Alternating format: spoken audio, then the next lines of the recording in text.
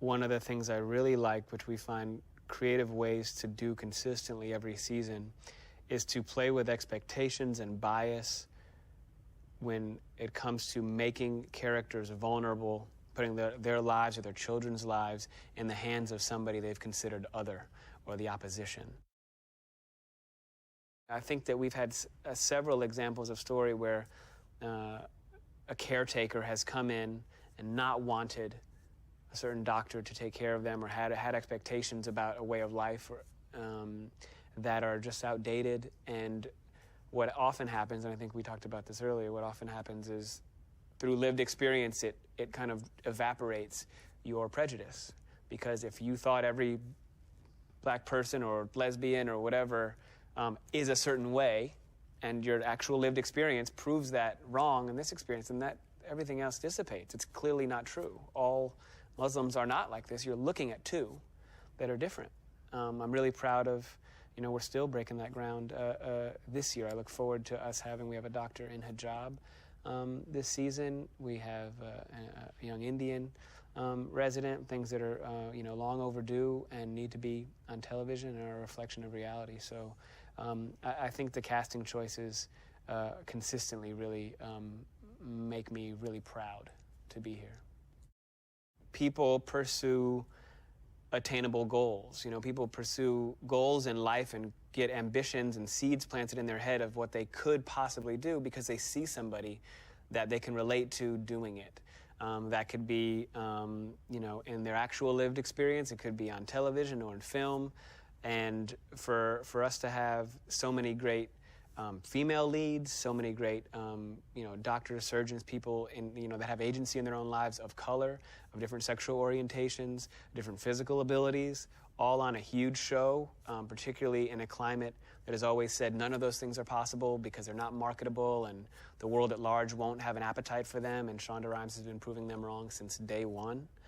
So with tremendous success, that means a lot to people, and it means a lot to people's real lives, and people see somebody that looks like them or they can relate to, and command of their own lives and being not defined by their color or orientation or religion, but just being themselves and pursuing their dreams.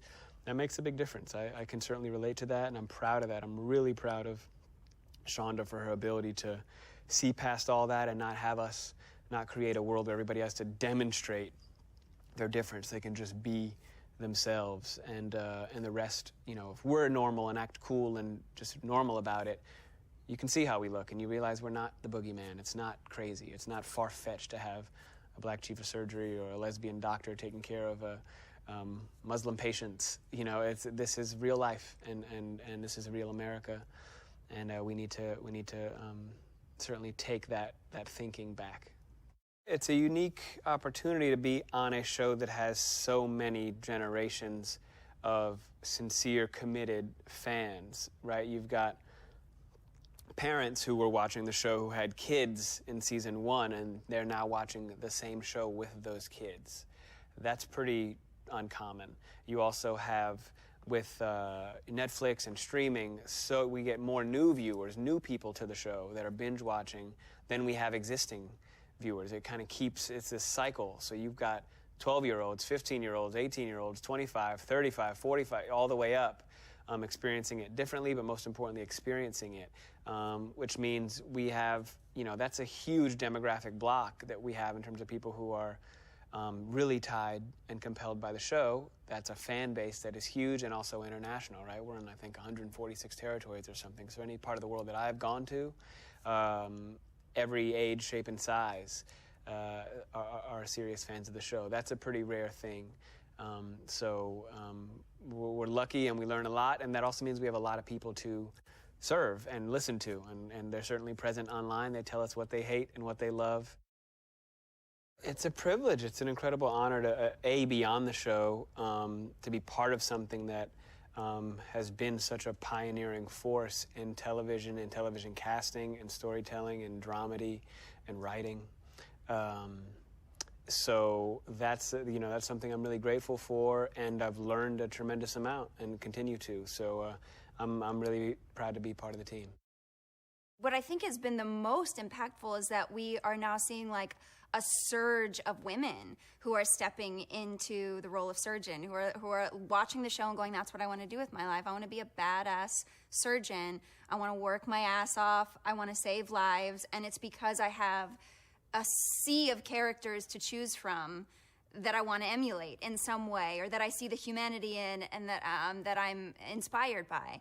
And that for me is the most exciting part, is seeing women rise up and take the reins in the workforce and recognize their unbelievable potential that has maybe been untapped before the moment that they get to see themselves up on screen doing something like that.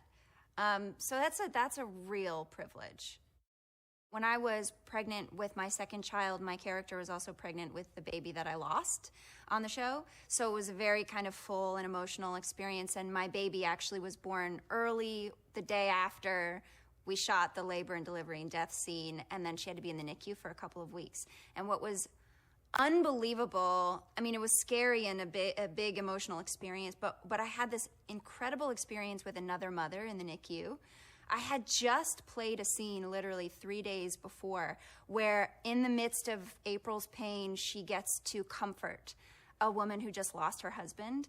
And I had this whole monologue that I give to her about how she's brave and that she can get through this, and that God will walk with her through it.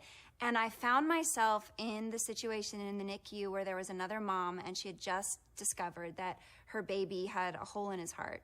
And she was just shaking uncontrollably, and I went up to, I'm gonna cry. I went up to her and I wrapped my arms around her, and I literally found the words to speak to her. They came directly out of the lines I had just spoken like 4 days before.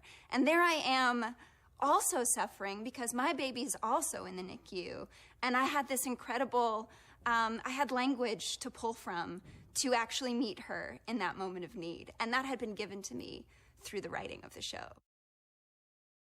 We're telling stories that people can relate to. We're telling stories about what it is to be a sister and a friend. And I mean, this show was really built on the Christina Meredith friendship, and that's a really neat and unique element to the show. Everybody has a best friend, you know? We have a lot of people who are single who watch the show, but they all know what it means to be in a committed friendship, right? So we tell the intricacies of what the friendship ebb and flow looks like, but we're also dealing in life and death situations, which gets the heart racing and pumping and makes people excited, and they want to know what's going to happen with the guest stars that come on, and people want to cry, and so we give them all the feels, so people keep tuning in so that they can feel all the feelings in a space that's safe. It encompasses the full life experience, and because we represent everybody from every different background, anybody who's watching can find themselves in one of these characters. So they want to keep seeing, like, that's the person that I relate to. How are they dealing with this issue? Maybe I could deal with this issue in this way, or, you know, it's neat. It's pretty amazing that we have continued on for so long. What I think is the most fascinating part of this whole story is learning about the fact that these 13-year-olds who literally weren't alive when our show first came out are just discovering it now on Netflix. And we have this whole new generation of viewership that are obsessed and have become super fans and are super connected to these characters and committed to them. So it's neat to see that our show has kind of stood the test of time, and that it just continues to bring more and more and more people into its viewership. I mean, it's just such a gift.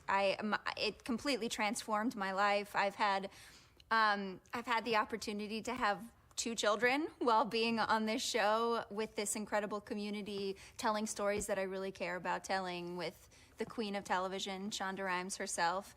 In terms of life, work, blessing, this is kind of the pinnacle of what one could ever ask for. So pretty grateful.